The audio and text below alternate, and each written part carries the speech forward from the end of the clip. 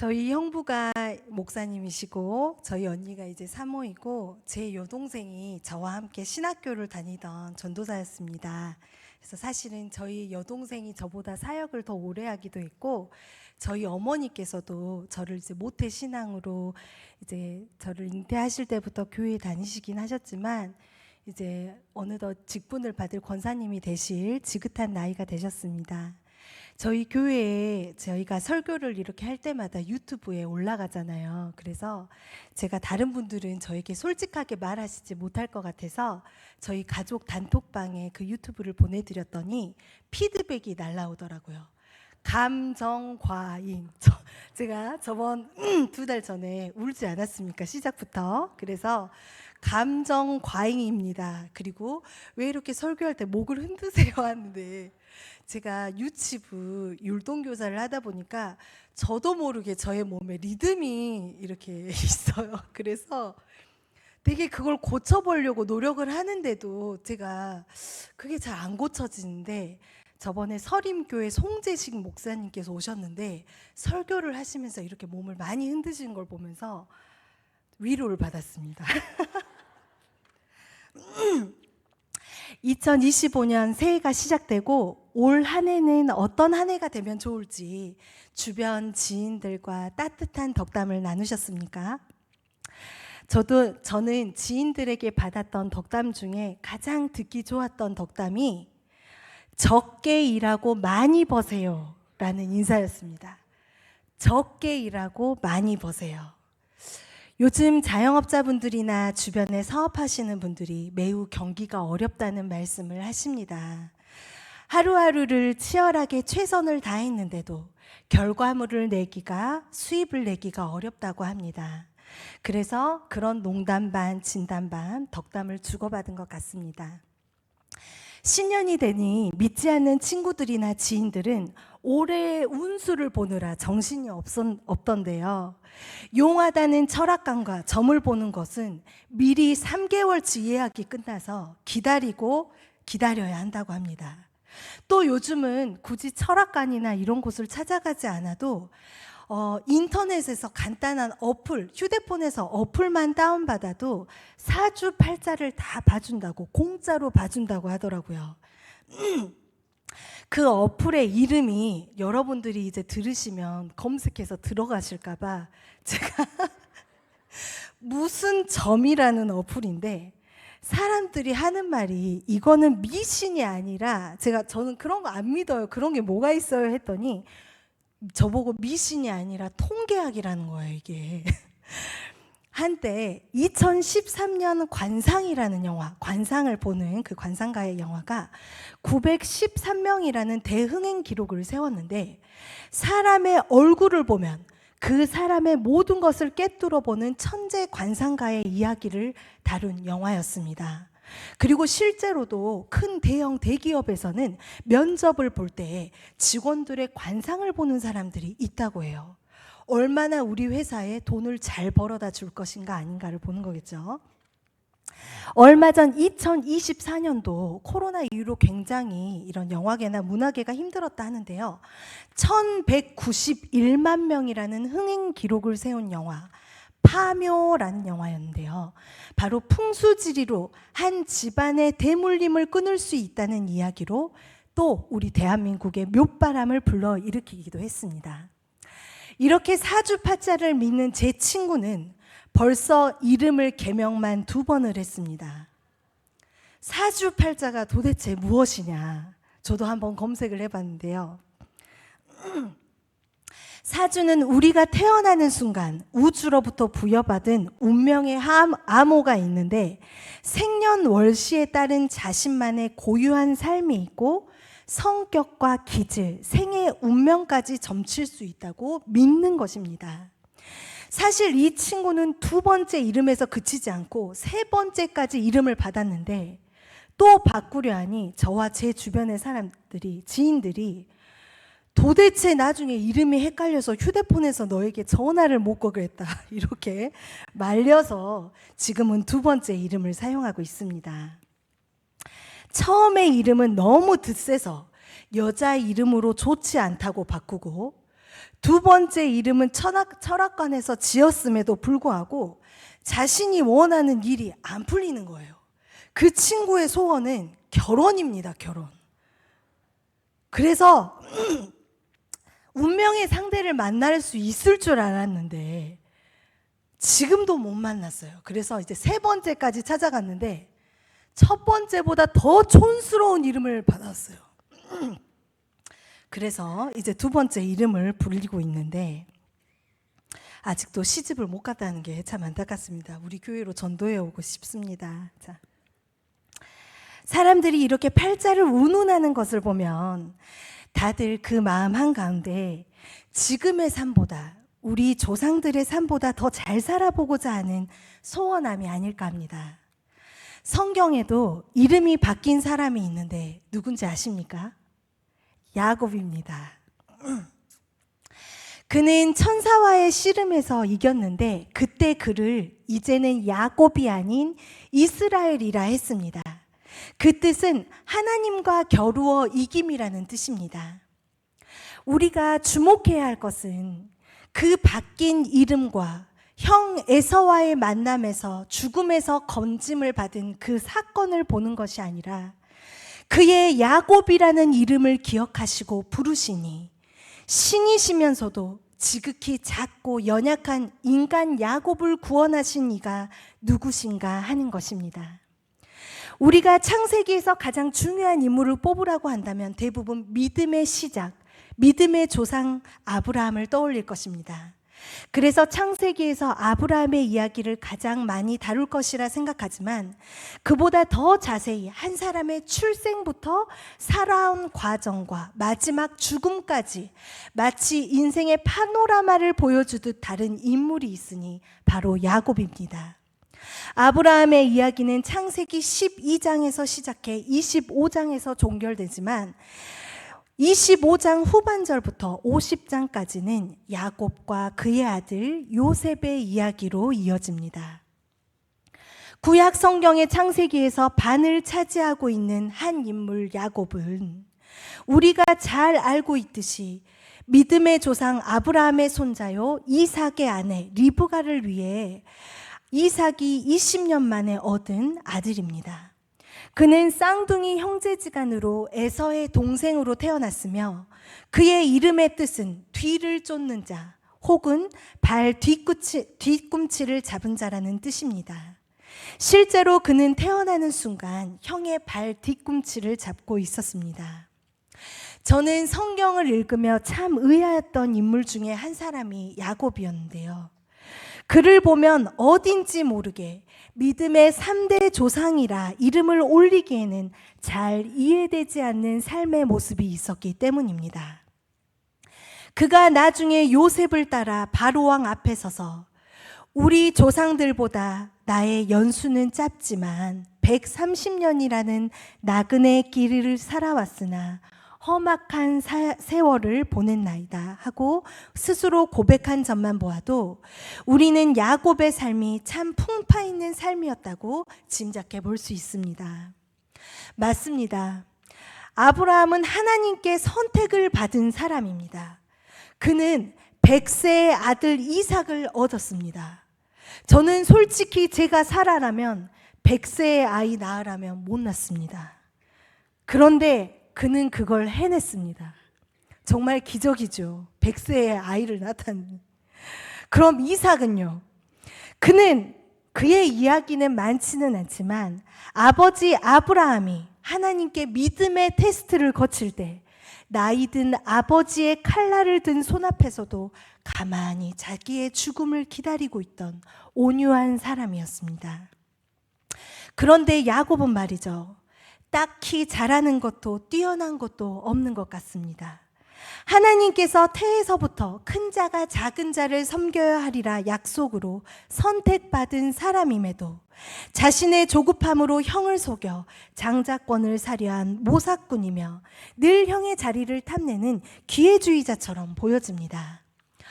얼마나 자신의 인생에 대한 애착이 크고 아버지의 축복을 받고 싶었는지 그의 어머니와 함께 털이 많은 에서를 흉내내며 아버지를 속여 화가 난 에서를 피해 도망가는 도망자가 됩니다. 하나님을 위해 고난을 자처한 것도 아니고 그저 자신이 저지른 잘못으로 형이 두려워 맞서 싸워볼 용기조차가 없어 도망가는 도망자. 그런데 말이죠. 광야에서 돌베개를 베고 잠든 야곱의 꿈에 하나님이 나타나십니다. 그리고 그냥 얼굴만 비춰주신 것이 아니라 스쳐 지나가신 것이 아니라 땅의 모든 족속이 너와 내 자손으로 말미암아 복을 받으리라 라고 말씀하십니다. 네가 어디로 가든지 너를 지키며 너를 이끌어 이 땅으로 돌아오게 하고 너를 떠나지 아니하리라 약속하십니다. 정말 어마어마한 언약의 말씀 아닙니까? 눈앞이 캄캄해 한치 앞을 알 수 없는 야곱, 초라한 야곱, 아버지께도 인정받지 못한 차남인 그를 하나님이 만나주시다니 말입니다. 그는 하나님의 임재 앞에 두려움을 느끼며 베개 삼았던 돌을 가져다가 기둥을 삼고 기름을 부어 베델이라 부릅니다. 베델, 그것은 하나님의 집이란 뜻입니다. 이제 야곱의 앞날에는 무엇이 기다리고 있었을까요? 하나님도 만났겠다. 이제 축복이 기다리고 있었을까요? 그를 기다리고 있었던 것은 지극히 자신의 힘으로 뭐든 해보려는 야곱의 기질을 꺾고 하나님을 찾고 부르는 자로서 인내하는 자로서의 광야의 훈련이었습니다. 많은 심리학자들이 성경의 인물들을 분석하면서 아버지 이삭의 편애 속에 자란 야곱은 늘 인정과 사랑에 목이 마르지 않았을까 말합니다.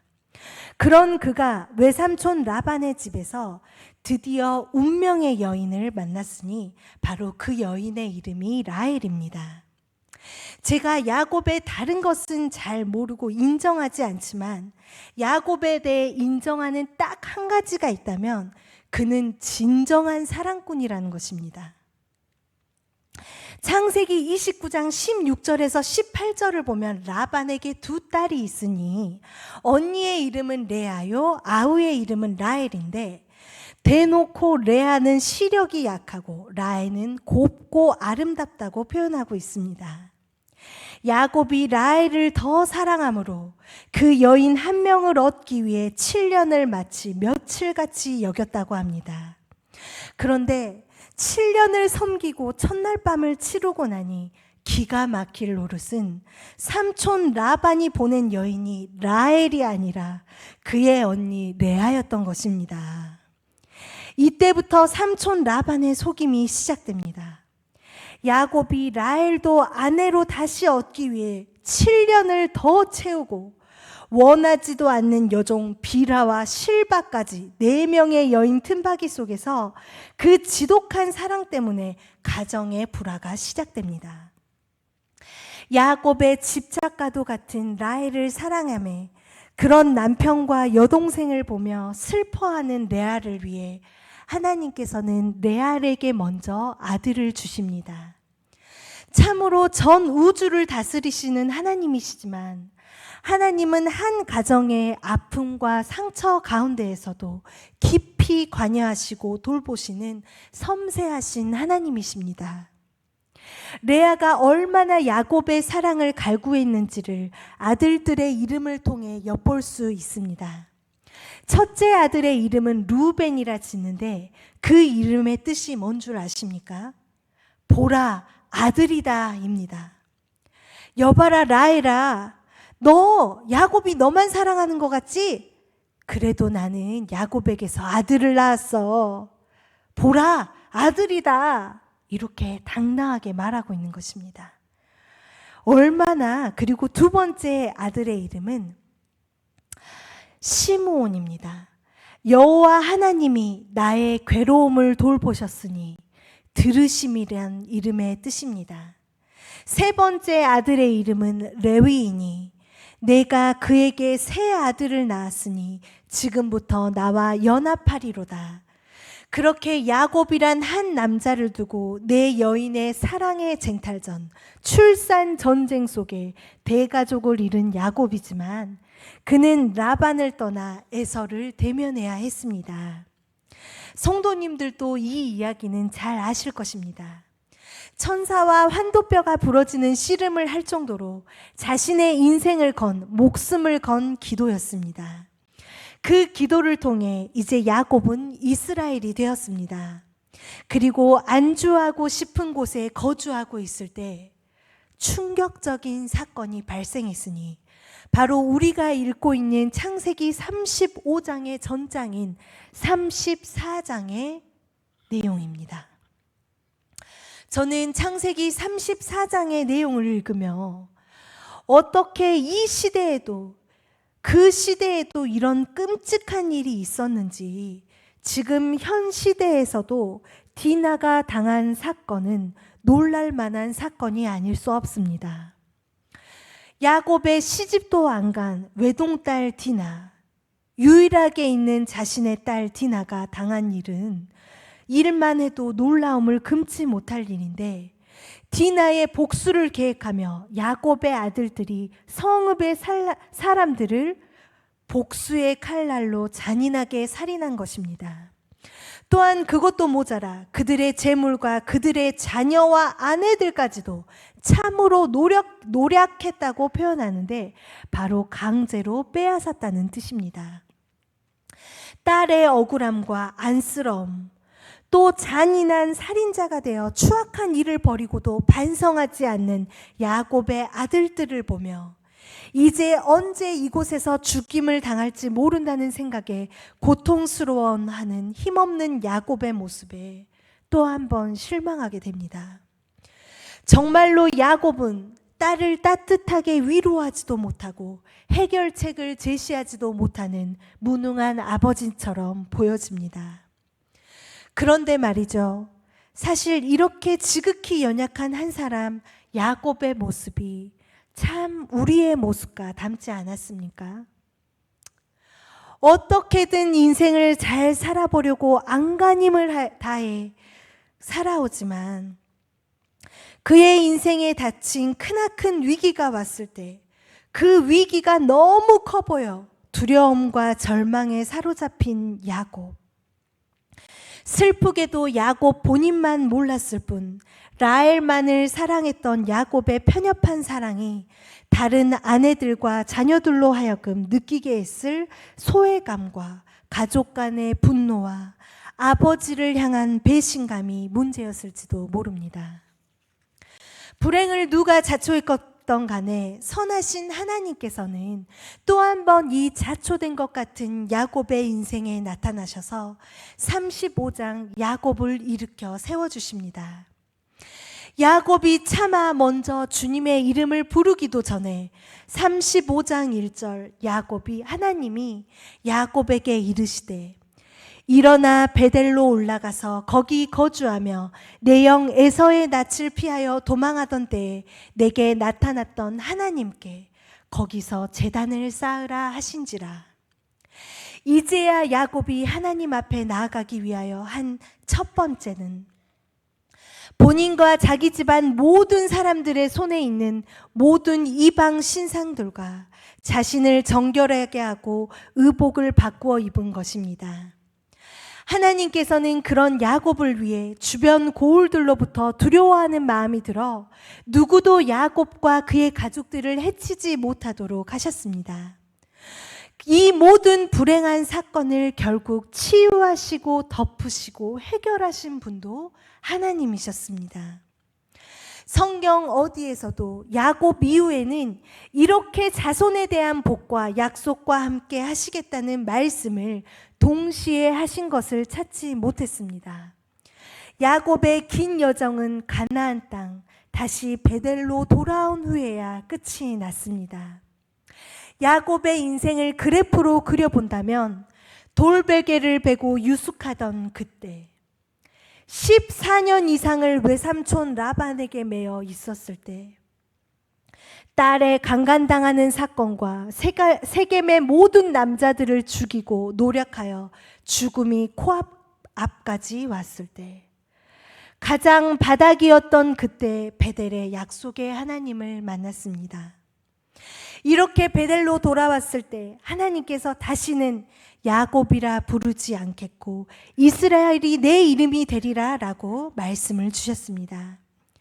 야곱의 삶의 여정에서 처음부터 끝까지 붙잡은 것은 오로지 베델의 하나님이십니다. 태어나면서부터 형의 뒤꿈치를 잡습니다.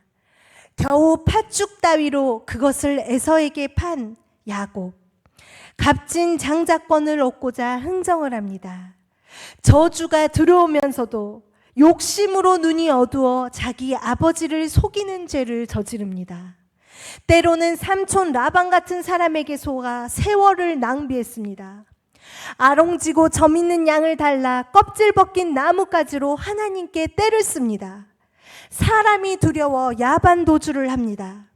이런 야곱인데도 은혜의 하나님께서는 그에게 아내와 자녀들을 주셨고 번창하게 하셨으며 라반의 꿈에도 나타나 야곱을 보호하셨고 다시 혼재된 야복나루에서도 약속의 말씀대로 함께 하셨으며 말년에 자식을 잃은 듯한 수월의 고통을 느끼긴 했어도 다시 살아온 기쁨으로 회복시켜 주셨습니다. 아들 요셉의 자녀들을 축복하던 마지막 때에도 야곱은 루스의 베델의 전능한 하나님을 기억하였습니다. 그렇게 함께 하시던 하나님을 바라본 곳으로 그 험난한 인생도 믿음의 삶이 되었습니다. 이것은 우리에게 희망이 됩니다. 우리의 모습이 야곱과 다를 것이 없기 때문입니다. 35장에 다시 하나님과의 깊은 만남 이후로 야곱은 그렇게 사랑했던 라헬을 장사하게 됩니다. 사랑하는 성도님들, 우리와 같은 사람인 야곱을 통해 무엇을 느끼십니까? 내 힘으로 안 될 때, 내 방법으로 안 될 때, 그때가 베델의 하나님을 찾을 때입니다. 하나님을 마치 모르는 세상 사람들처럼 미신과 우상을 찾아 헤매며 사주팔자를 운운하는 것이 아니라 교회 안에 엎드려 야곱에게 말씀하신 그 베델의 하나님을 찾고 불러야 합니다. 그런데 교회가 세워지고는 한순간도 하나님께서 우리 곁을 떠나신 때가 없습니다. 이를 위해 주님께서 물리적으로 우리를 떠나시고 보혜사 진리의 성령을 보내주셨습니다. 우리가 비록 야곱 같아도 하나님께서 먼저 찾아오셨고 지금까지도 우리와 함께 하십니다. 아브라함과 이삭, 야곱에게 하신 약속대로 생육하고 번성한 이스라엘 족속은 다윗 자손의 영원한 나라가 되고 예수 그리스도를 믿는 믿음의 교회가 되었습니다. 이제 우리는 오로지 베델의 하나님만 바라던 이스라엘처럼 내주하여 계시는 성령님만 바라고 거룩한 산 제물로 나아가야 합니다. 오늘 35장 이후에 야곱의 삶의 끝으로 갈수록 더 큰 시련이 있었는데 그것은 아들 요셉을 죽은 줄 알고 살았던 시간들이었습니다.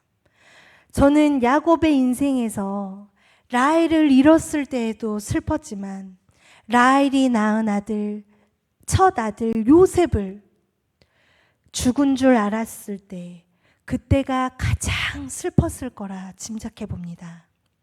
이런 말이 있더라고요. 목표에 가까워지면 가까워질수록 고난과 시련은 점점 심화된다. 마치 해가 뜨기 전에 가장 어둡다 하는 말처럼 참지 못할 정말 고난의 연속에 견디지 못할 마음이 드신다면 일어나 베델로 올라가자.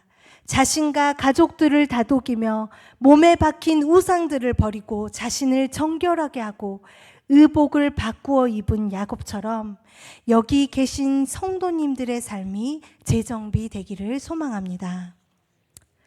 영성 훈련을 받고 싶어 선택한 기도원 간사 생활이었지만 어느 순간 훈련이 고되자 언제 이곳에서 벗어나지만을 생각하고 있었습니다. 그래서 매일 밤 하나님께 저의 훈련은 언제 끝나는지 묻고 또 물었습니다. 하나님, 제가 좀 더 하나님께서 원하시는 사람으로 변화되게 해주세요. 진실한 하나님의 사람이 되게 해주세요라고 기도하는 것이 아니라 빨리 고난만을 벗어나서 안정된 삶을 살기만을 소망했습니다. 그리고 그곳을 나올 때쯤 이제 훈련이 몸에 배어 그 생활이 안정되고 적응이 될 만할 때에 저보고 떠나라 하셨습니다. 그렇게 수년 그 성전의 계단을 오르락 내리락 하며 깊이 생각하지 않았던 성전 문 앞에 이름표가 보였습니다. 성전의 이름이 베델 성전이었습니다. 내가 받은 훈련이란 시간 동안 내가 하나님과 동행했구나. 평안하고 안전하고 행복한 순간에도 물론 하나님은 나와 함께 하시지만 내가 가장 연약하고 가난하고 외로울 때 나와 함께 하셨구나를 느꼈습니다. 야곱의 삶의 마지막은 야곱이 두려워한 대로 끝나지 않았습니다. 정말 아름다운 삶이었습니다. 죽은 줄 알았던 요셉이 죽을 흉년에서 야곱과 그의 형제들을 구원할 줄이야. 그리고 그의 아들들까지 보게 하신 하나님, 실로 하나님은 그와 했던 모든 약속을 이뤄주셨습니다.